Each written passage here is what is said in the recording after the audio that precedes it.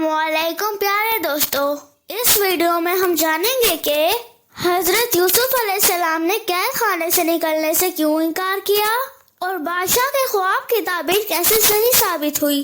जब बादशाह का कासिद आपके पास हाजिर हुआ तो आपने उससे कहा, मैं उस वक्त तक कैद खाने से नहीं निकलूंगा जब तक मेरी मुकम्मल बेगुनाही का इजहार न हो जाए। आपने कासिद से कहा कि बादशाह को मेरा ये पैगाम पहुंचा दो कि जिन औरतों ने मकरो फरेब करते हुए अपने हाथ काट लिए थे उनसे इसकी असल हकीकत पूछें। बादशाह ने उन औरतों से ये बात पूछी तो उन्होंने कहा कि हजरत यूसुफ अलैहिस्सलाम पाक दामन हैं, इनमें कोई बुराई नहीं। और अजीज़े मिस्र की बीवी ने भी जब देखा कि हक वाज़े हो गया है तो उन्होंने भी इकरार किया कि मैंने ही इसको बरगलाने की कोशिश की थी और हजरत यूसुफ अलैहिस्सलाम बेगुनाह है। जब अजीज़े मिस्र को मालूम हो गया कि आप पर लगाया जाने वाला इल्जाम बेबुनियाद है तो उसने कहा कि यूसुफ को मेरे पास ले आओ, मैं इन्हें अपने खास कामों के लिए मुकर्रर कर लेता हूँ। जब उसने आपसे गुफ्तगू की तो वो आपकी सलाहियतों से बहुत मुतासिर हुआ और कहने लगा कि आज से आप हमारे यहाँ इज्जत वाले और ईमानदार हैं, लिहाजा हम आपको वजारत देना चाहते हैं। आपने फरमाया कि आप मुझे वजीर खजाना बना दीजिए।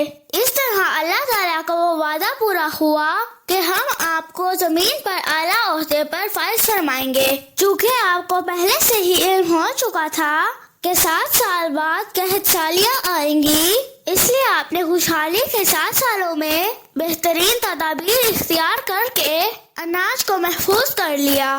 फिर जब 7 साल कहत पड़ा तो आपने मुतासिरीन में गल्ला बांटना शुरू किया। आप हर शख्स को रकम लेकर साल भर के लिए गल्ला देते थे।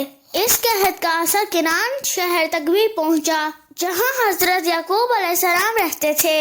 इसलिए आपके सौतेले भाई भी अपने वालिद से इजाजत और रकम लेकर गल्ला लेने के लिए मिस्र आए। आपने उन्हें फौरन पहचान लिया, लेकिन भाइयों ने आपको नहीं पहचाना क्योंकि जिस वक्त उन्होंने आपको कुएं में फेंका था आप बहुत छोटे थे। हजरत यूसुफ अलैहिस्सलाम ने भाइयों से अजनबियों की तरह गुफ्तगू की और उनसे पूछा कि तुम्हारे अलावा तुम्हारा कोई और भाई भी है। उन्होंने कहा कि हम 12 भाई थे, हमारा एक सौतेला भाई जंगल में हलाक हो गया, उसका एक सगा भाई और भी है जो हमारे वालिद के पास है।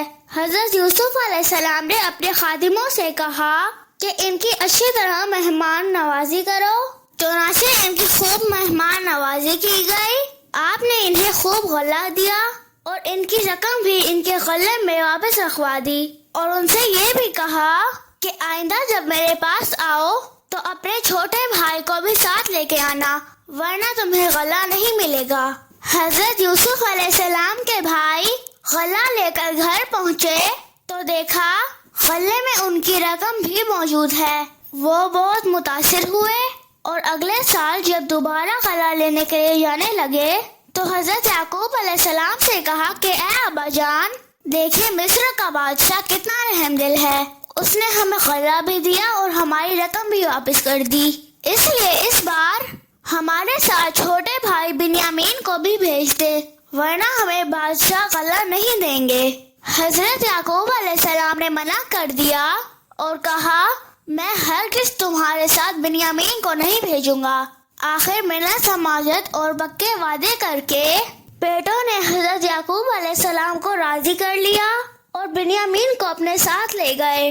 जब वो मिस्र के लिए रवाना होने लगे तो हजरत याकूब अलैहिस्सलाम ने उन्हें ये नसीहत फरमाई कि शहर में एक दरवाजे से दाखिल ना होना बल्कि अलग अलग दरवाजों से दाखिल होना।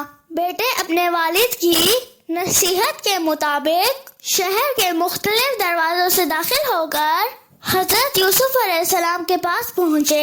हजरत यूसुफ अलैहिस्सलाम ने इनका शानदार इस्तकबाल किया। उन्हें शाही मेहमान खाने में ठहराया गया और उनकी खूब खातिर दरवाजों की गई। फिर हजरत यूसुफ अलैहिस्सलाम ने अपने सगे भाई बिन्यामीन को तन्हाई में बुलाकर बताया कि मैं तुम्हारा भाई यूसुफ हूँ। अल्लाह ताला ने मुझ पर बड़ा करम किया اور مجھے کنویں سے نکال کر وزیر خزانہ بنا دیا، اور یہ بات اپنے بھائیوں کو معلوم نہ ہونے دینا۔ میں کسی تدبیر سے تمہیں اپنے پاس روک لوں گا۔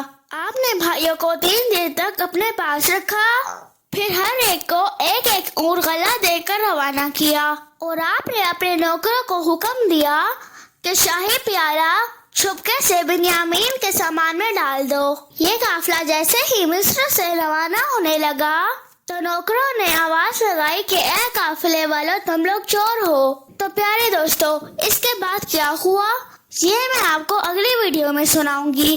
ایسے اور دلچسپ واقعات سننے کے لیے ہمارے چینل کو لائک اور سبسکرائب کر دیں۔